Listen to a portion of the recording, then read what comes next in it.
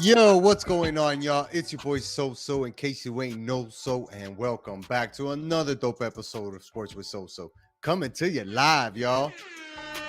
This week, the Heat come back from the All-Star break, but continues to struggle on the road. The Hurricanes basketball team suffer a heartbreaking defeat at home to break the streak, and the Panthers can't keep it rolling. It's time to take a ride, y'all. Let's go.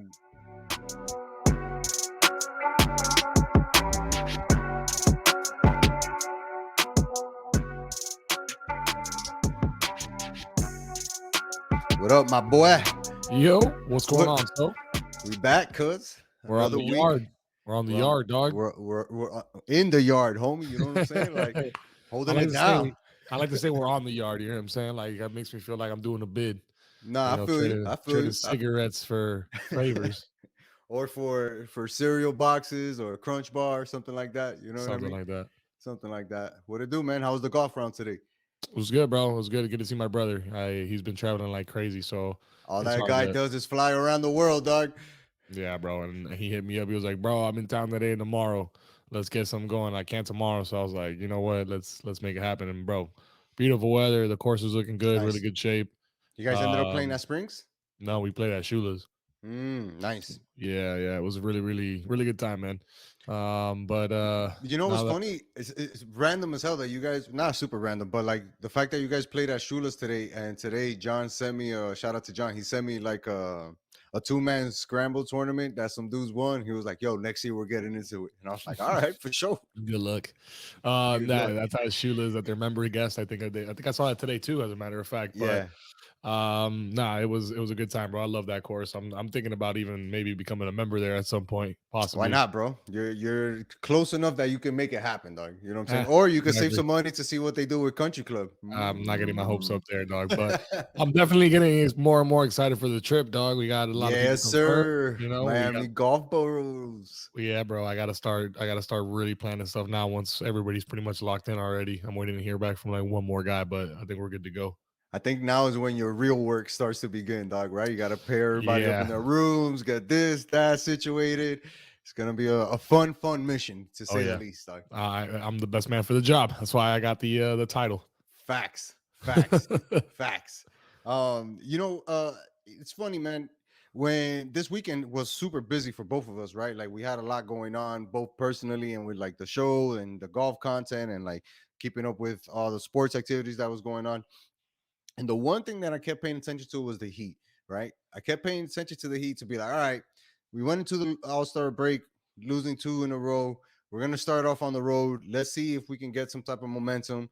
20 something games left, right? 23 games left at that point. Uh, let's see what happens with this Heat team, right? We make the trade for Kevin Love. We signed, not trade, we signed Kevin Love from the buyout. We get Cody Zeller too. And it's like, all right, instant putting them into the lineup, seeing what they can do for the squad, and it was nothing. We lose two games on the road to make it four straight games now on the season. And more importantly, the road woes continue because it seems like no matter what happens, no matter what the lineup is like, we can't figure out something, to really get rolling on the road, man. And this game against the Bucks was over before it even started. Just so you have an idea, guys, if in case you didn't watch it, the Bucks put up 42 points in the first quarter. That's never a good sign. Yeah, go on. How And many did they Giannis put up? left. How many did they have at the half? It was 73 to 50 Yikes! something. Yeah, yeah. Yikes! And Giannis left with like 6 minutes left in the first quarter. Hurt his knee, didn't come back, Yeah, and they still smoked us, dog. yeah. So Still it smoked us. it wasn't pretty, man. K Love's debut with us was not pretty by any means. We talked about it on last week's show. You know what we were going to see it to what capacity. I was a little surprised to see him in the starting rotation off rip, Mm, getting starter minutes. They were trying to, I guess that the learning curve is going to be kind of short. It's going to be a for quick sure. ramp up for him. We need to plug and play this guy, get him in there quickly instead of just kind of ease him in.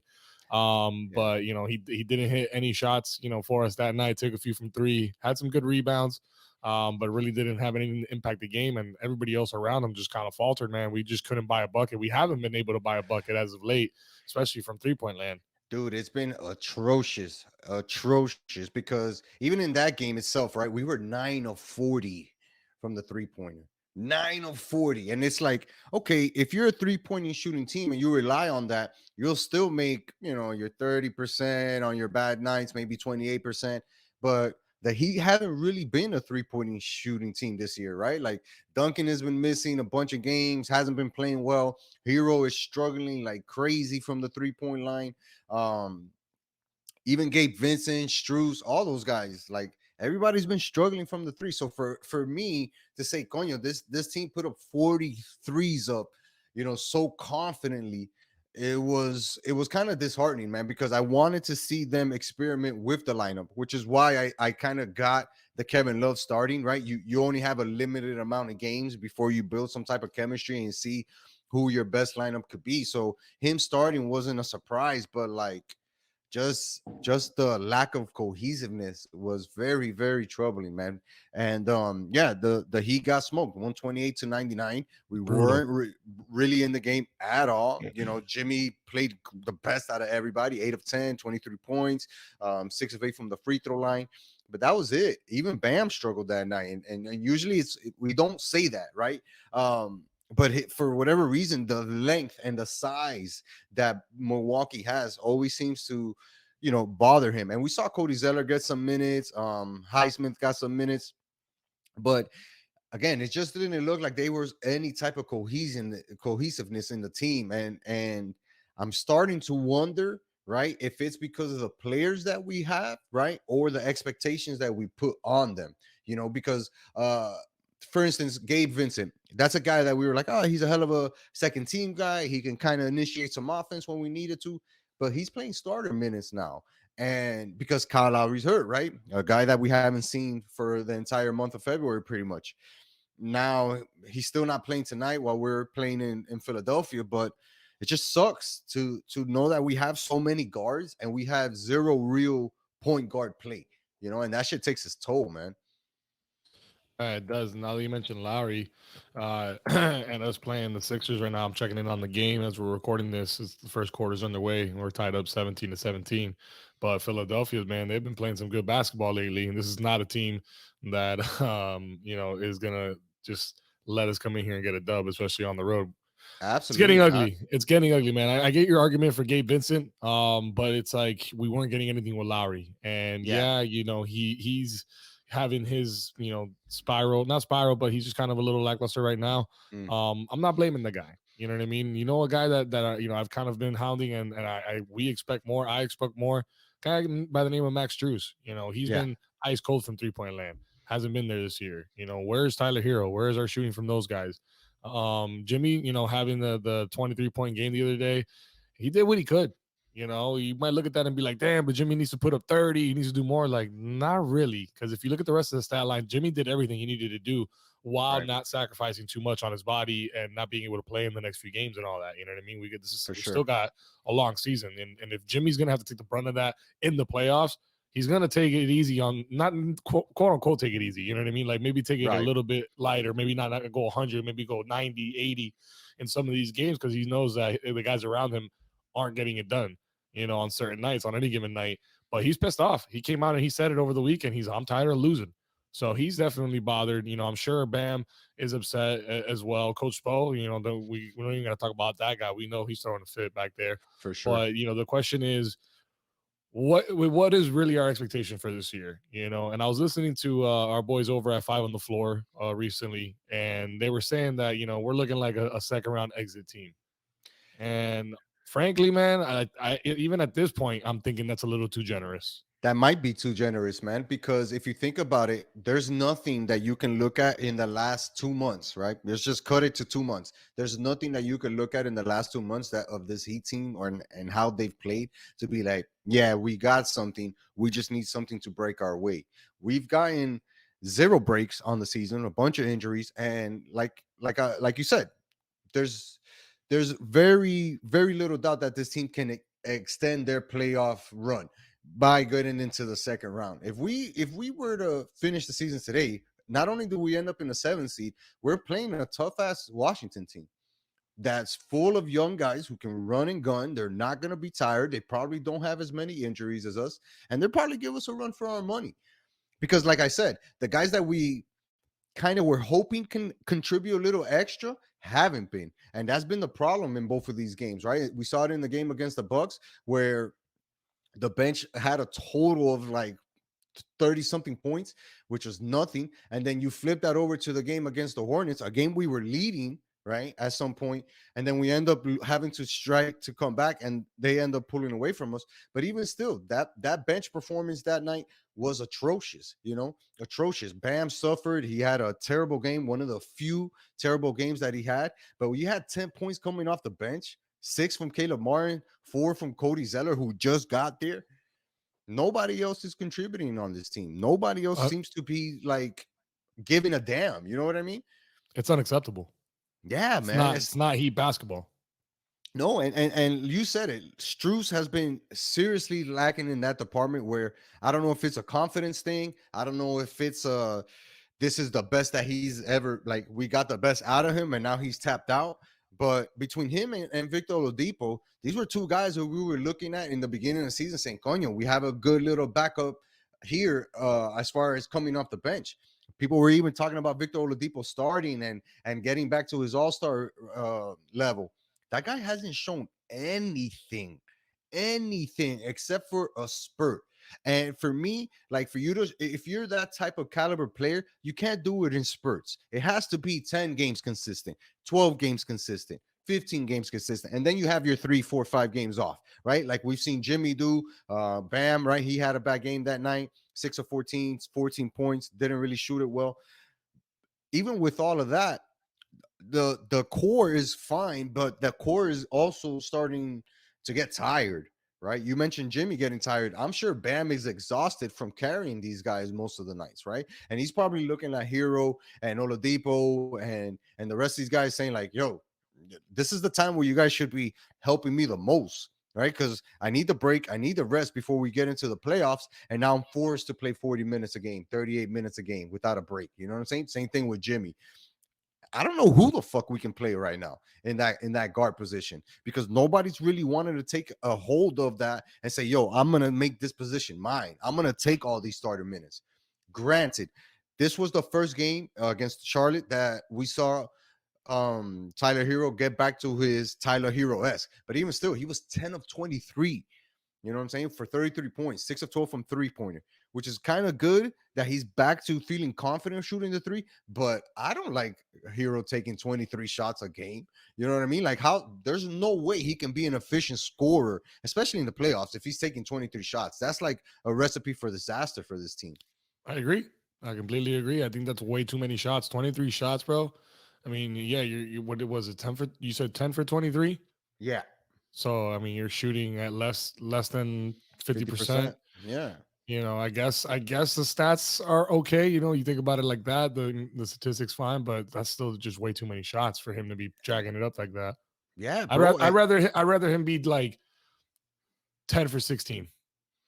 Hell yeah. And even if it's 8 for 13, 9 for 13, Yes. Yeah.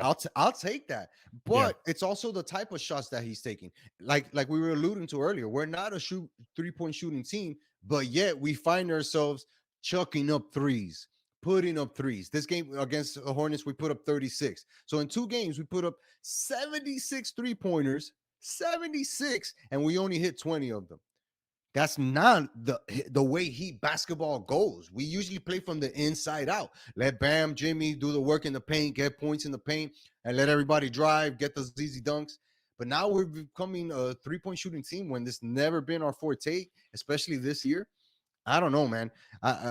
We know that Spo is trying to do the best with what he has, and it must be frustrating for him as much as it's frustrating for us, right? Because he is actually responsible for the performance these guys are putting out there, whether he's dribbling the ball or shooting the ball, doesn't matter. At the end of the day, he's gonna get the blame, he's gonna get the wins and the losses, right?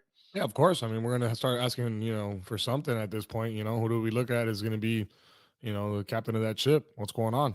It's And it's troubling, dog. it is. It's not good. It's not reassuring. I don't feel good about the rest of the season, dog. Frankly, it doesn't. No, We can't win on the road. Our bench and our unlikely heroes. We haven't even brought that up this season, man. We can't there even haven't talk been about an any. unlikely. Exactly. That's my point. Like we're not playing the way we have in the last couple of years. And it's like, man, if we came in here with the mentality we're going to run it back, we're not going to make any crazy big moves. We're not going to go after Donovan Mitchell. We're not going to go after a big man, before the season starts to develop that properly and all that. Then it's a certain level of expectation that we have, based on the last 3-4 years that we've seen Yeah, with this yeah. team. And this is by far the worst season this Miami Heat team has seen in the last 4 years. In a long time, dog. And you know what? For me, I'm okay with certain things, right? I'm okay with losing games here and there, but what I'm not okay with is the lack of attitude, right? It feels like these guys when they get behind, it's like, oh well, shit, that's the game. Time to give it up. Let's pack it up and we'll get them again tomorrow. It's like, no, dude, let's go after these wins. Let's go after these performances. Let's try to lock teams down. Well, all right, we're not shooting well. Cool. Let's play great defense. And we're not even getting that. The main guy on this team rebounding is Bam. Without him, this team is like has no double digit rebounders. Zero. And yeah, Kevin Love is going to help. Cody Zeller is going to help down the line, but at the moment we need it right now. And I kind of like that Kevin Love is continuing to get the starts. I really do, because ultimately what it shows me is that Spose sees a fit between him and Bam, and they just got to figure it out, right? And Of and course, eventually they will. Eventually they he's will. gonna he's gonna have, he's not gonna be a double digit scorer for us. I don't see Correct. Kevin Love. Maybe occasionally he'll be able to go out 4 or 5 threes and get over that, but he'll have two, one, two, maybe three pointers, maybe from the corner, something like that. But first game, he had 8 rebounds. Second game with us, 13 rebounds. Yep. The last game against the Sixers, only three, battling down there with those, big men down there that they got. But 18-3, I mean 21 in the first 2 games, that's averaging, over double digits. That's what I'm expecting from Kevin Love, not to Right. mention his ability to pass the ball from attracting attention and then being able to kick it out to set our guys up. So rebounds and assists, Bam, we know is going to be the guy to score. If we can take the pressure off of him from having to bring the ball up the court. Somebody brought that up to me the other day. I can't remember who it was. We're like, I hate when I see Bam bringing it up the court. And I'm I like, but like he's it. our best player. He's the guy that the offense is going to run through. So it's like, I'm going to be perfectly fine with, Bam bringing that up the court. I feel that confidence in it, but I understand, let him get settled and get him the ball. But certain points of the game, I'm perfectly fine with Bam running that ball up the court and kind of running point for us. I like it. You know what I mean? Because for me, it just shows his dynamic ability to not only bring it up, but also attack. A lot of times when he does bring the ball up the floor, he's going straight to the hoop. He's not looking for a pass. He's not waiting at the top of the key to get the offense situated. Nah, he sees a lane. He's like, you know what? I could probably get to the rim in 3 dribbles. Let me try to do this. And that type of aggression towards the basket is what's lacking on this team. Like I said, we have a bunch of combo guards, but none of them really do anything that's a Really well. specialized, right? A specialized tool. We need these guys to start attacking the basket. Dog, you put up 4 threes and they don't go in, your next 2 shots better be trying to get a layup. Even if you get blocked or you get fouled, whatever. That's how you kind of like work the game of basketball. You know what I mean? I totally get it, man. I mean, I don't know how to play basketball, but I know what the expectation is when I'm watching it for these guys. I totally agree. It's like, come on, man. We got some nights, and more often than not, we've had a lot more this season Mm, than in any other season I can recall. We just can't buy a bucket. at That all, man. Milwaukee game, we couldn't buy a bucket. At all. At all. Everything was missing. Everything was missing. And again, sometimes when you're shooting bad, you just need to say, F it, I'm going to the rim. I don't care if I get fouled. I don't care if I miss. I don't care. But I'm going to try to force my flow into this game. And you got Right. to be able to do that. And again, the guards have been letting us down. It's funny. I was having a conversation with Sergio, and we were talking about like what the playoff lineup could look like. And he was insisting on Lowry being in the lineup. And my main counter argument to anybody who thinks that Lowry should be starting in the playoffs is, what has this guy done consistent for us? Yeah, he's the type of point guard that we need, right? A guy who can pass the rock, hit threes, set up the offense, XYZ, right? All of those traditional point guard things. But the counter to that is he hasn't done it. He hasn't done it to any decent level this year or last year. And last year we gave him a pass because of all the games, personal issues, this, that, and the third. Cool. This season is something different. Now you're 38 years old. Your body looks like it's breaking down. We're depending on you for some type of positive on the court, and he's not giving us that. So for me, it's like now to tie it back up to what you said earlier, that second round exit, it's looking like a first round exit if we can't get this guard play situated. Yeah, Bam is gonna do his thing, play 40 minutes a game. Kevin Love's probably gonna play 30 minutes a game. Caleb Martin's probably gonna get 20 minutes a game. Jimmy Butler, we know he's going from tip to tip, from quarter to quarter. But anybody else, it's a toss up, and we don't know what we're gonna get from them. And I personally think that this team, the way it's built, the way it is right now, it's gonna have a real hard time getting out of the first round. That's if we even get to the sixth seed, because this 4 game losing streak not only has it pushed us back, into the play-in tournament, into the 7th spot, but it's also put us even farther from the Knicks. Now we're 2.5 games behind the Knicks. With them having momentum, they're on a 5 game winning streak. We're on a 4 game losing streak. We just keep falling back and further back and further back. That to me just shows, like, unless something drastic happens with this team and they find a spark and ride the spark the rest of the season, this season is not going to end well. And we're going to be looking at a playoff appearance, maybe, right? If we can get in, survive the play-in tournament. And if we do, playoffs, that second round, whatever, it's not going to be a good round for us. It's looking like a quick exit, unless Jimmy and Bam just go completely crazy and dominate games 4 times in a row. Like I don't see that happening though. They can't do it for 48 minutes. It's Ah, just without giving something up. It's near impossible to ask just just those two guys. But we got to do something, man. The second quarter just started against Philadelphia, and we're actually up 31-24. So gotta hope uh, that you get this game, because truth be told, you need some type of positive momentum before we come back. And we got 6 straight games at home coming up in March. Starting with Philadelphia, we play the Knicks, Atlanta twice, Cleveland twice. Teams that are in the same bucket as us, right? Because Cleveland is also trying to make the playing tournament. Atlanta's trying to make it. We know that New York is obviously in the 6th seed. Philadelphia's battling to keep these guys away from their 3rd seed. We need these games more than anybody else does. And I don't feel confident right now in this Heat team to pull off 5 straight wins at home, or go 5-1 at home in this little stretch. Would I love to see it? Of course. But I personally am not waiting for it to happen. I really think that at best we'll get 4 games, and at worst we'll probably win 2 of these games at home. And that should have sucked. mm, That should have sucked, man. I Philadelphia's don't. not going to give a shit. So if we lose this game in Philadelphia and come back to play Philadelphia again on Wednesday, man, that's not going to be pretty. I'm not sure what to think anymore. To be honest with you, Miami Yeah. basketball has been a big question mark this season. We just have to look forward to pretty much the offseason, right? And like what moves can be made, who's going to stick around, who do we bring back, right? And those are the things that we, unfortunately, it's always in the back of our mind, but it's going to slowly start to creep to the front of the mind if he can't find a way to turn it around, man. They got to find a way to turn it around. Let's see. Let's see. A team that has been kicking ass for us down here in Miami when it comes to basketball has been the Hurricanes. Mm. The Hurricanes have been killing it. They were riding a 7 game winning streak, beat Virginia Tech on the road, actually had to come back on Virginia Tech because they were shooting lights out that night. Ended up getting the dub 76-70. And then we come home Saturday to play FSU, hated FSU, right? To keep our win Unranked unranked, FSU. way below 500. I think they were 8-16 at that point.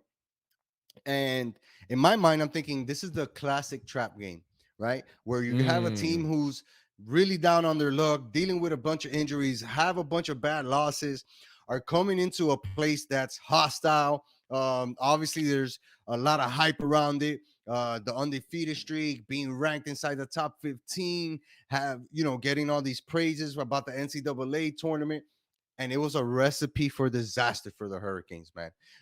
For whatever reason, they come out to, the second half was really what sparked everything for me, because when I'm watching that game on Saturday afternoon and I'm looking at the first half, I'm like, all right, this is something that we could build on, right? We're up 54-31. We're dominating inside the paint. We're getting good looks at threes. Let's see if we could keep this rolling, right? And then all of a sudden, 2 minutes into the second half, a light switch flicks on for the FSU, and these guys just start making everything near the basket. They were killing us inside the paint. It was just bucket after bucket. And meanwhile, the Hurricanes just had turnover after turnover after turnover. And it went from being a damn, we're going to smoke these guys out of the building to holy shit, we might lose this game. And it went down tit for tat for like the last 4 minutes of that game. And while watching it, I'm thinking to myself, okay, this is a good experience for the Hurricanes, right? This is a type of tournament game where you're in a battle against a team that you might have not been considering to be on the same level, but now you're here and you got to fight for the win. It kept going back and forth the entire stretch. And I don't want to say the craziest part is just the most uh uh the part that was most frustrating, the most frustrating thing that was happening was the amount of turnovers, man. These guys had 12 turnovers in that second half. 12 turnovers. And four Super of them were sloppy. like back to back to back to back. And that for any team, any sport, anybody who's up on a big lead, if you're giving the ball away, whether it's football, basketball, soccer, the other team is going to punish you eventually. They're going to punish you eventually. And that's exactly what happened. FSU just kept scoring inside the paint, slowly chopping. And then once they got that lead, credit to them, they did not give it up because UM tried, man. UM really did try. Uh, Yeah, you but know, it was that second half was Murphy's law, man. I mean, they yeah, were up 20. How many points was the Hurricanes up? 23, man. 23 23, points. You give 54 up to 31. you give up a 23-point lead, and then it's like when one thing gets bad, the other thing gets worse, and it just keeps spiraling out of control. Talked about those back-to-back turnovers. When you're trying to get back in the game, trying to give yourself a momentum shift, Mm-hmm. it just seemed like they kept stepping on their feet, trying to run faster, but just kept tripping over themselves. And I mean, eventually it ended up coming down to the last shot of the game where FSU ended up winning it pretty much, right? It was, bro. It did come down to the last shot. And what's crazy, again, it was very back and forth, man. Very back and forth. So with about 2 minutes left, right? We're up and we're actually down one, and it starts to tit for tat. They score a bucket, we score a bucket. They score a bucket, we score a bucket. Now the clutchest part came down in the end because excuse me. Miller had a great game for us. He's been one of the best players, stand-on player this year for me. And he made the biggest shot of his UM career, in my experience, because it was such a high pressure shot. The clock was ticking down. We're down 82 to 81. We try to get a shot, missed it. Omir actually missed a layup that could have put us ahead by one. We get the offensive rebound. And it's like, all right, we can hold it here for the last shot. Let's make sure we get a good shot. And sure enough, the ball moves around like it hadn't been in the second half. And we find Jordan Miller in the corner, and he hits a big three to put us up. Now, the crazy part about it is that neither team had a timeout for the last 2 minutes. So once the ball was rolling, it was like, all right, who's gonna have the most composure down the stretch in order to come out with the victory? Jordan Miller hits the three-pointer. Wasco Center goes crazy. Everybody's going crazy. About 5 seconds left.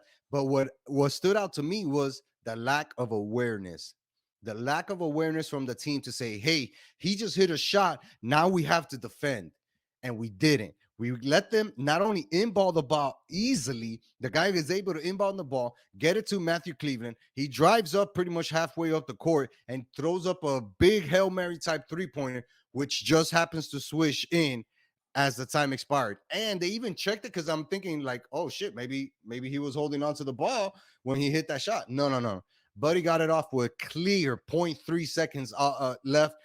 Long range three-pointer, hits the shot to beat UM and snap the undefeated streak at home at 16. And FSU gets the win at 85-84. It was Heartbreaking. I mean, heartbreaking. you talk about, what we've done at home this season. You talk about, climbing up the rankings. You talk about running through the ACC. And then you talk, you look at the other side of the spectrum with FSU and their season that they're having. And it's like, this is it. This is it. This is perfect. Perfect little game right here. And then sure enough, you come in there and you get let down. Yeah, And it's brutal, man, because, for me on, two things. Number one, it's FSU. right. FSU We has hate those UM's guys. number. They have FSU UM's number right now. You talk football, you talk basketball, they got our numbers right now. And then number two, when we're trying to get into March Madness, trying to get into, or the tournament mode, for a loss like that, I really don't know now how these guys are going to respond after a loss like that. Are they going to doubt themselves, or are they going to go, you know what, we didn't have our best, and it still only came down to a coin flip at the end of the game. Yeah. And that's really what I want to see now, going into March Madness, is how they're going to respond after a loss like this. Well, it's good to have this type of adversity right before the tournament, in my opinion, right? Because, yeah, it's a double edged sword. You don't want to lose at home in that heartbreaking fashion. But at the same time, there is a valuable lesson within it.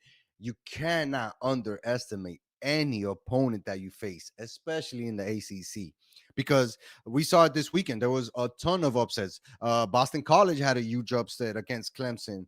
Um, Even Virginia, they got upset in North Carolina, end up losing by double digit points, but they were down by 15, 20 pretty much throughout the second half against North Carolina, which ultimately benefited the Hurricanes, right? Because that kept them ahead of Virginia. Even though Virginia still ranked higher, it kept them ahead in the ACC rankings, which currently we're 14-5, half a game behind Pittsburgh, which just so happens to be our last opponent, right? Who's now ranked at 25. And we had talked about it where Pittsburgh is a team that has been finding some type of momentum, especially in the ACC. So you don't want to sleep on a team like that.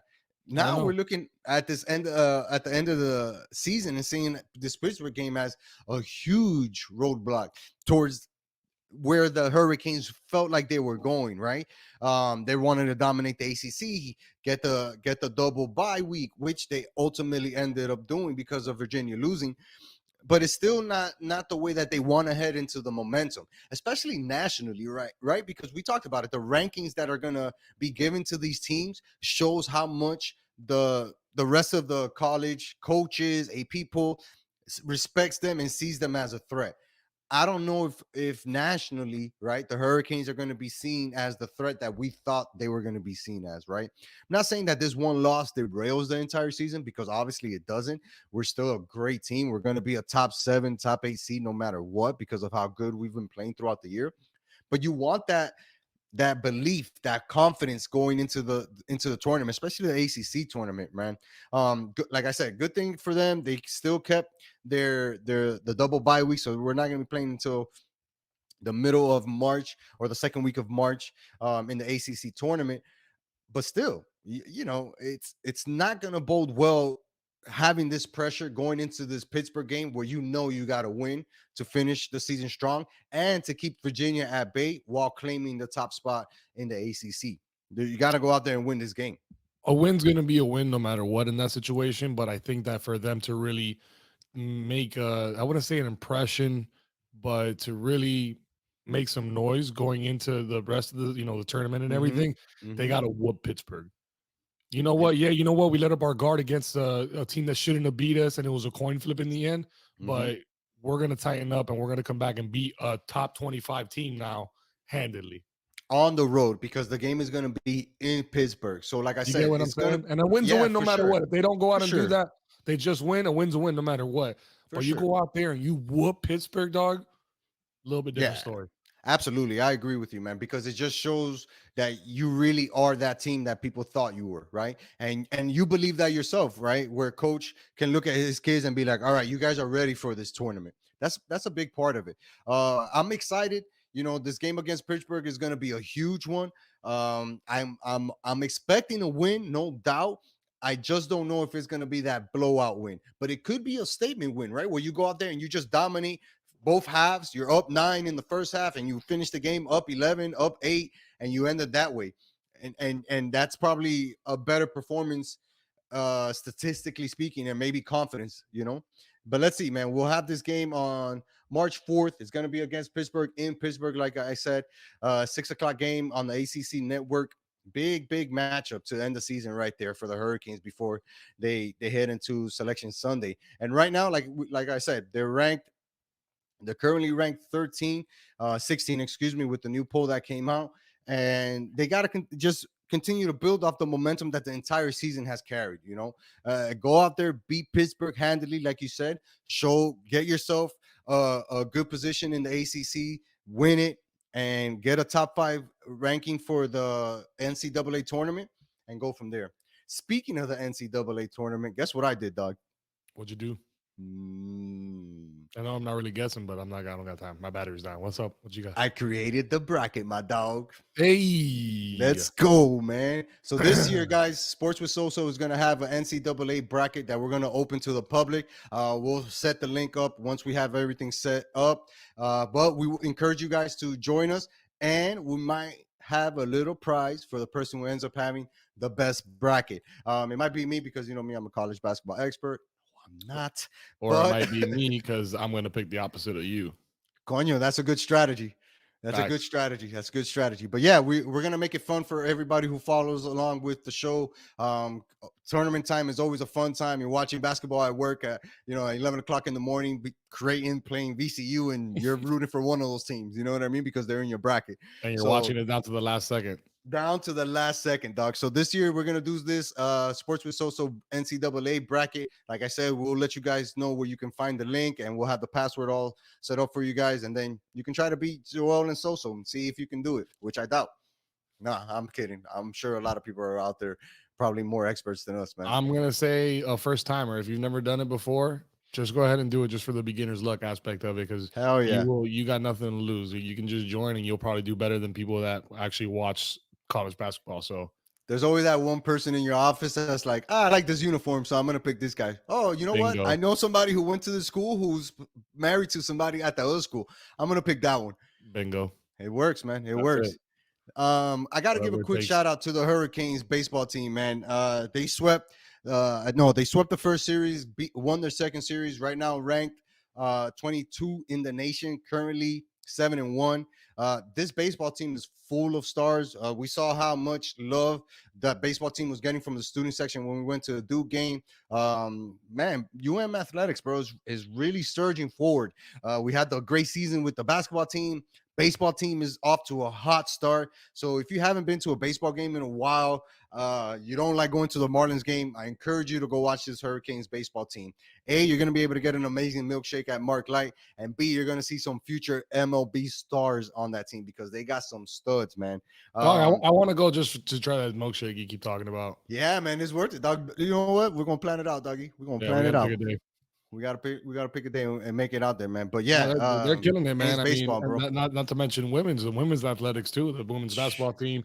I mean, I know you wanted to talk about basketball, but I just want to point out that every team except for the one getting the most millions of dollars is excelling at University of Miami. So, bravo to you, Ladies are under killing it. sold sports and Programs. stuff. But Yeah, you know what? programs. But you know what? The football program hired some a new defensive coordinator. They have some key positions that they added to.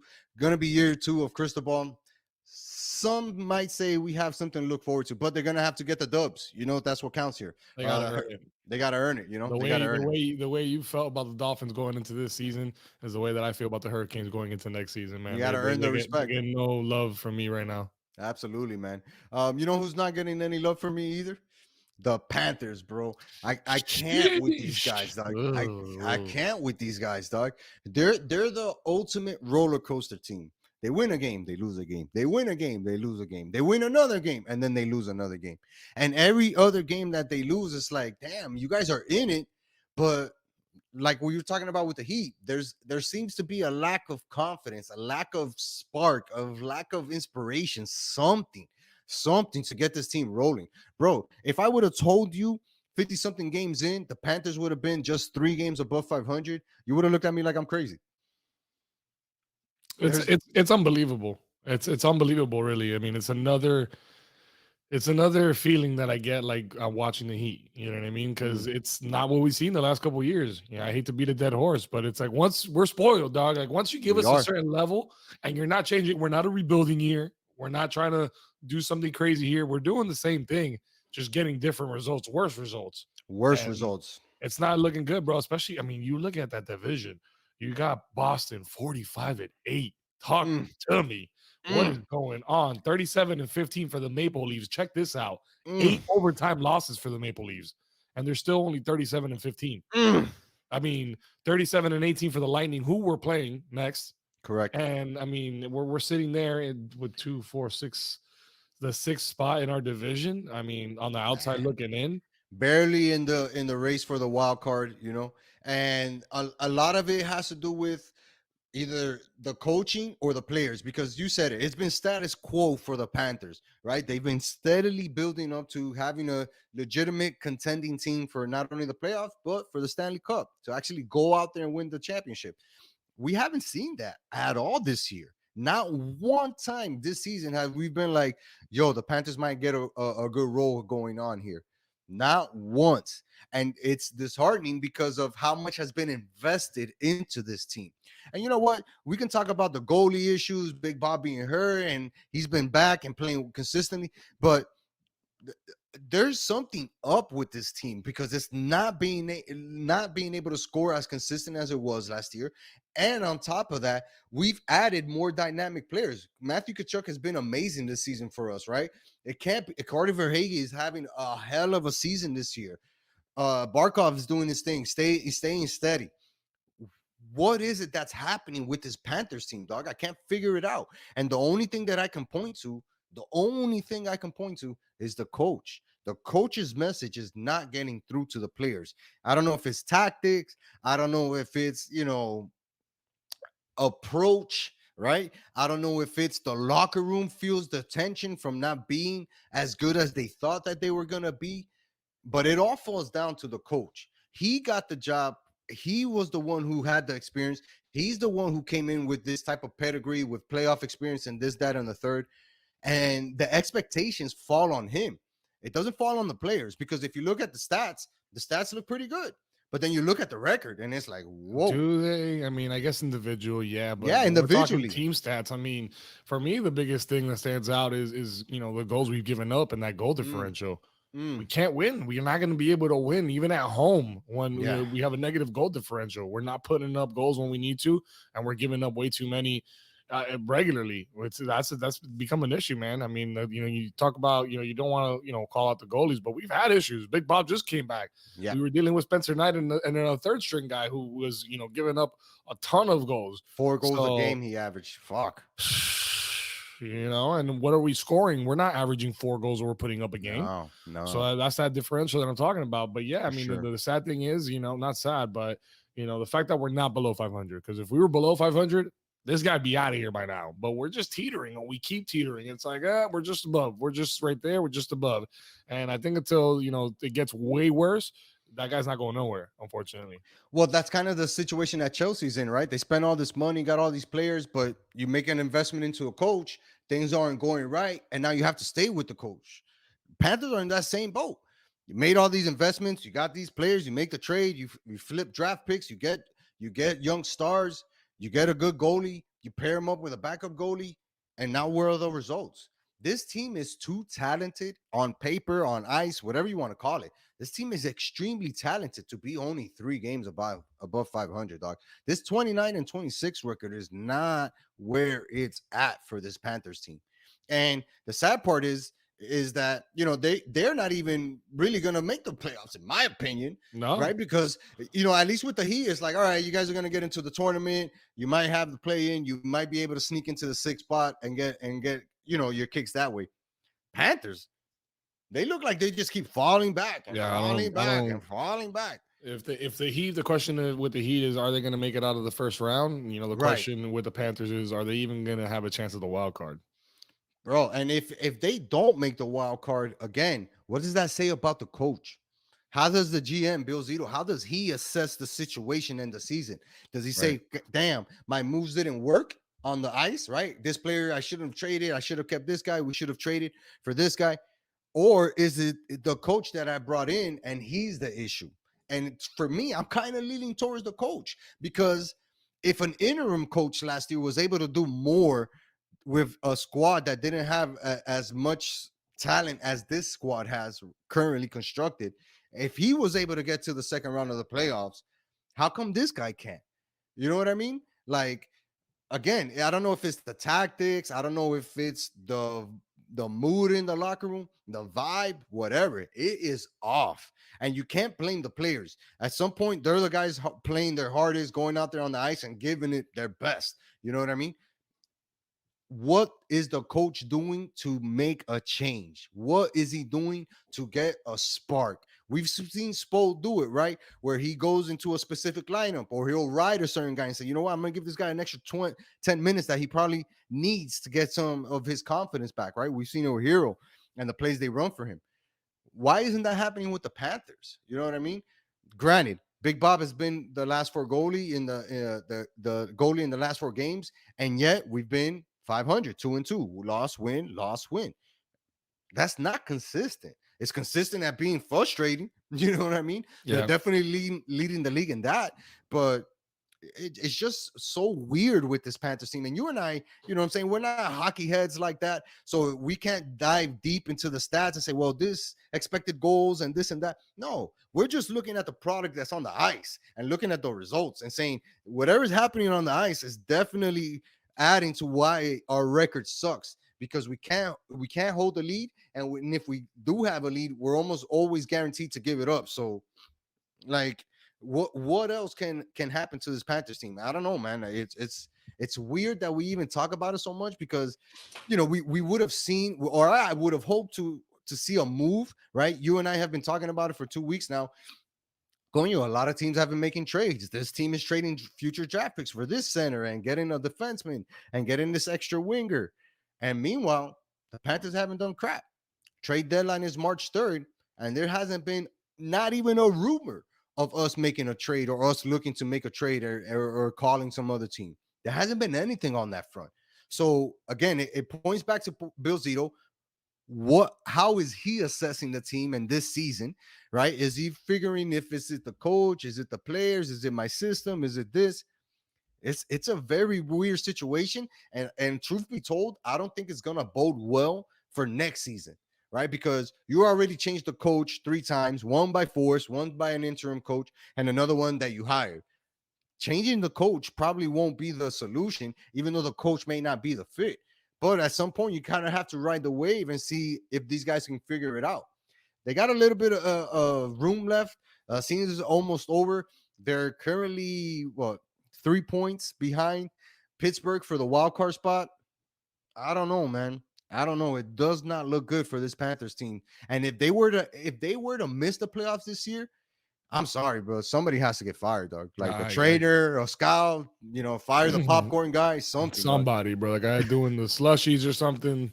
I mean, maybe not those guys actually. No, no. Fire No, somebody prominent. Somebody that's gonna bounce no, back, a man. good resume. Get another job.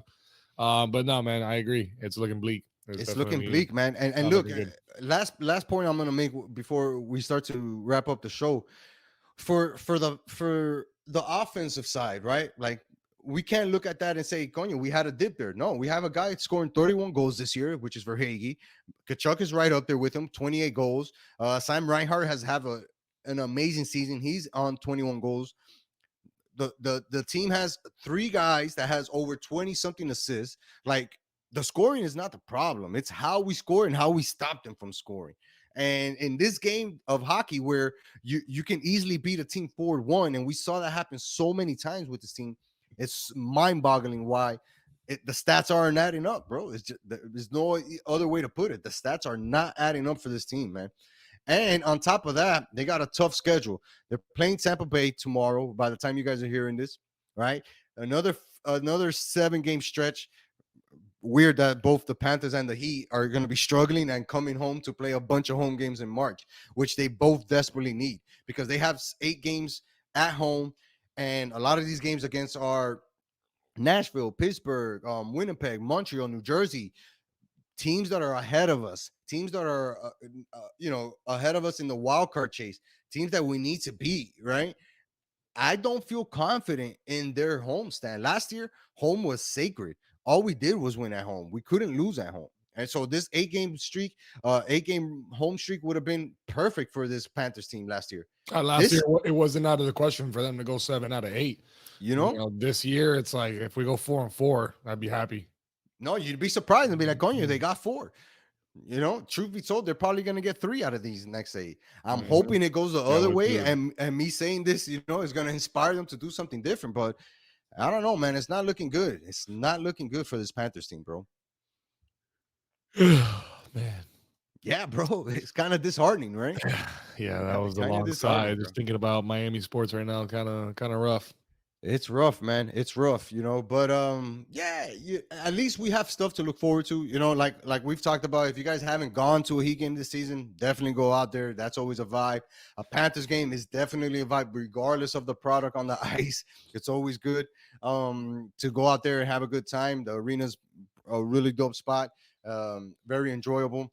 Even the Hurricanes, man. If you haven't been to a Hurricanes game this year, you missed it. The vibe was where it was at. So going to these games is definitely a good experience, but the product on the field, court, ice, Yeah, it's got to match, man. It's got to yeah, match. they gotta get back to where we were, man. It's got to match, man. I wanted to ask you a quick question, because some news came out in the golf world, right? Which is kind of like our side gig there. If you haven't already, go subscribe to Miami Golf Bros right now. You don't want to miss Miami Golf Bros 2023 trip. You don't want to miss that. They made an announcement where the guys playing on the Live Tour are going to be able to compete in the majors Mm, this year. And a lot of guys had some mixed feelings. We know that the Netflix series is out, full swing. If you haven't watched that, it's amazing. Go watch it. It definitely gives you some insight how these relationships kind of got a little bit strained with PGA Tour and Live. But I'm curious to get your thoughts on this, man. What do you think about this situation? I mean, I think it's an absolute must, because you still have some of the best players in the world Yep. that just happen to change leagues. It just happened to play for the Live Tour. And yeah, there's always going to be questions about, is that money washing that they're doing? And, do you support that morally and all that? But when you look at just the sport of things, the sport of golf and the players themselves, those guys are all top tier players as far as your Dustin Johnsons, your Cam Smith, your Brooks Koepka. Those guys are all just as good as any of the guys from the PGA Facts. tour. So if you're gonna have a major championship where the major championships are not regular tournaments, they're major championships, right? You Right. want to have the best talent in the world so that way you can have it's basically a Royal Rumble. It's a no holds bar, just over 4 days on any given golf course, and we're going to find out who the best golfer in the world is. So I think that that's important for the game of golf, to make sure that those players are allowed to be there. I think it's important for us as fans, to be able to get to see those guys, and I think it's also important for, just the storylines that the media is going to be able to get now. Is the live player going to win a major championship, and what does that entail? What does that mean? Because last year when Cam Smith won the Open, he won it and then shortly thereafter went to live. So he wasn't Right. a live player just yet. Now this is, these set of majors coming up, starting with the Masters next month, or 2 months, I should say. It's going to be the first one for him after he's joined live. So that's going to be, those are going to be interesting tournaments. Everybody's going to be looking at those because, I think the guys from the PGA got a chip on their shoulders. Like, hey, we want to represent for the PGA. And I think the live guys are kind of on the same boat. Like, you know what, dude, like you're still ain't shit. I can still beat you. Right. So I think it's good, man. I like it. Me too, man. I think it's like you said, you have to make the product the best it can be, right? And if your main goal is to, showcase the product of golf, then you have to have the best golf players in the world playing in the biggest tournaments. You know what I mean? Like the Honor Palmers this weekend in Orlando, cool little tournament. Scotty won it last year. Interested to see if he goes out there and wins it again. And then the weekend after that, we have the Players Championship, which Cameron Smith won. You know what I'm saying? And now he's a live tour guy. How do you not have this guy come back and try to defend that? You know what I mean? Like, how do you not have these guys participate in the biggest tournaments? And Well, he won't be able to defend no, that at the the at players the players, right? But because that's part of it. he's You know what I mean? banned, as part of Jay Monahan's. But that's the thing too. That's the importance of all these other major championships having their own committees and their own boards separate from PGA. Right. Because I think you got the Masters, you got the U.S. Open, you got the Open, and then you also have the PGA Championship. And I think that they were already going to be allowed at the other three. The question was on the PGA Yeah, Championship because of championship, right? the PGA Championship, and they said that they're going to allow them. So I think those are the main ones. It'd be nice to get Cam and these guys, at the Waste Management, for the fans, all the fans that go to Right. 16. It'd be nice to get them at the fifth major, so to speak, which is the Players Championship. But hey, as long as I can see them in the majors, I'm perfectly fine with that. I don't need to see Right. these guys in the John Deere. I mean, you look at the Honda Classic this past weekend. Who won that? Talk to me. Yeah. Chris Damn it. Kirk. Yeah, who is that guy? First win in 8 years or something. Never Since heard of him. he's been on tour for like 15 years. Great for him. Great for the I totally get that. That's awesome, life changing, and all that stuff. But the field was trash. You have a bunch of Right. nobodies, a bunch of qualifier guys. Trash in the sense of like it's not the top names, the top 50 players in the world were not there. A lot of Maybe a rookies. couple. Yeah, exactly. A And lot of so rookies. we don't really care about those events. So what do we care about? We care about the majors, and that's what the Right. players care about too. And that's what we're seeing here. So as long as they get to play, I'm okay with everything else. Me too, man. I think it just helps grow the game of golf. You know what I mean? Like you and I have seen it personally. How many of our friends and extended friends have gotten into golf or start watching golf and now are playing golf? You know what I mean? So it's kind of a disservice to those people who are coming into the game, right, or the sport of golf, and be like, "Oh, you can't watch this guy. Oh, well, this guy you can't watch, and this guy's not allowed to play here." It's like, nah, nah, nah, nah, nah. If it's the big tournaments and it's the best, I want to see the best go at it. You know what I mean? Yeah. Whether it's live, PGA, don't matter. I want to see the best go at it. That's like what I wish, I guess the parallel would be if UFC and like ONE FC or Right. Bellator would be like, you know what, you get your heavyweight and we'll get our heavyweight and let's let them fucking fight it out. But it's like, no, you want to do it, you got to do it in UFC or you got to do it in Bellator. You Right. can't really fight it out. So there are talks though. That's where what is nice about my whole point of that was that's what's nice about the major championships is we get to see all that. But there is a rumor, there's rumblings that there may be a live versus PGA event in the works down the road. That would be amazing. And it would benefit both leagues immensely. You know what I mean? Because it's like you were making that analogy with MMA, right? And Pride and UFC. If they were to put on one event a year, just one event in the middle of the summer where they say, hey, my champion versus your champion, my champion versus your champion, my champion versus your champion. Bro, that would be the biggest selling pay-per-view every year. Why? Feel Because me? people would want to tune into to see the absolute best versus the absolute best, and it only makes sense for Live and PGA to come to some type of agreement to say, all right, let's do one tournament a year where we hype it up all year, right? Maybe at the end of the season, and we do your best guys versus our best guys, and we rock it that way. You know, I think that again helps grow the game of golf. Continue to bring it to the people who enjoy sports, enjoy high level competition. You know what I mean? And it doesn't hurt, man. You want to make money. Live players want to make money. PGA wants to make money. This is an easy money maker. If You you know what I mean? follow, listen, if you want to talk about the corrupt and Saudi and what they're doing over there, if you want to follow the money then, because the PGA is sponsored by tons of banks. That if you follow the money, who's really controlling what and what are they doing? So we Absolutely, can get man. into the nitty gritty. I just want to look at the golf. I don't care about the other stuff. That's all I I care just about. want good competition that's going to entertain me. That's it, man. That's it. But you know what? I'm gonna keep my eye on that Honor Palmer dog because I might be able to Oh drive up yeah, there and get him on and get API a is always a vibe, Honor man. Palmer dog. That shit's always fun, dog. We got him. Ah yeah, I If went we a were couple years richer, ago. we would be up there like every other weekend. Dog. If we were rich, period, bro, I'd be going to all these tournaments. It'd be lit. But I'm It'd be picking up lit, what you're man. putting down, so let me do something for you. Yeah, man. Let's do it. That's it, man. Got to thank you guys for tuning in to this short version of the podcast. Wasn't short, bro. We got a whole hour out here. Yeah, we did, man. Yeah, we just we got a changing good it flow. up. We got to meet the demand. We got to put it out when we can. When we can't meet up, we got the StreamYard to fall back on. So Consistency is key, guys. If you want to make something dope, you got to stay consistent, and that's what we do here every live from the Monday. yard, doing the Bringing you big. podcast, baby, live from the yard. If you haven't already, head on over to the YouTube channel, hit the subscribe button. We got a exclusive interview with Up and coming heavyweight Lorenzo Medina. Lorenzo Medina, the Giant Killer. I just want to call him the Giant Killer all the Yes, time, sir. dog. But shout Coming out to soon, Lorenzo. baby. Shout out to Kevin Gleason. He just announced that he's having a baby. A friend of the show, man. Really happy for him.